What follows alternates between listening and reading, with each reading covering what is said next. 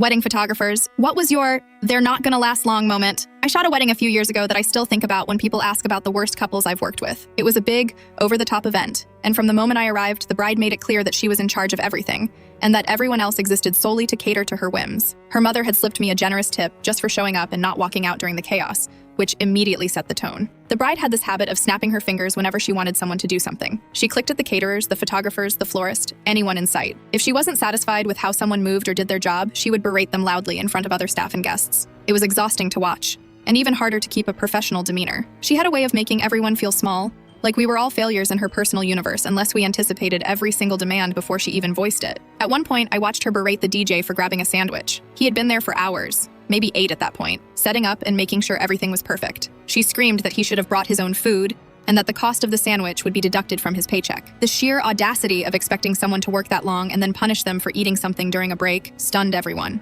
He didn't respond. He just nodded and kept working, trying not to draw more of her ire. I moved through the day trying to get my shots, capturing the ceremony and reception without getting caught in her eruptions, but it was impossible to ignore. She was constantly hovering over vendors, correcting them, and making everyone scramble to keep up. At one point, even her husband looked worn out, shoulders slumped, smiling stiffly as though he were memorizing a script just to make it through the day. Guests whispered to each other, glancing around at the chaos, and clearly relieved when they could turn their attention back to their drinks or conversation. The ceremony itself went off without incident, in part because everyone else was terrified of her wrath, but the reception was a different story. She yelled at servers, snapped at photographers, and hovered over the DJ's shoulder while he mixed songs. Every time he played a song she didn't like, or even slightly mistimed a transition, she would scream over the music, sending everyone scrambling to fix the perceived mistake. Her mother, trying to keep some sense of order, quietly offered me a $500 tip at one point, just for keeping a calm face and continuing to do my job. I took it, but it was bittersweet, knowing it was a reward for surviving someone else's complete lack of empathy. Despite the chaos, the wedding went on. The couple exchanged vows,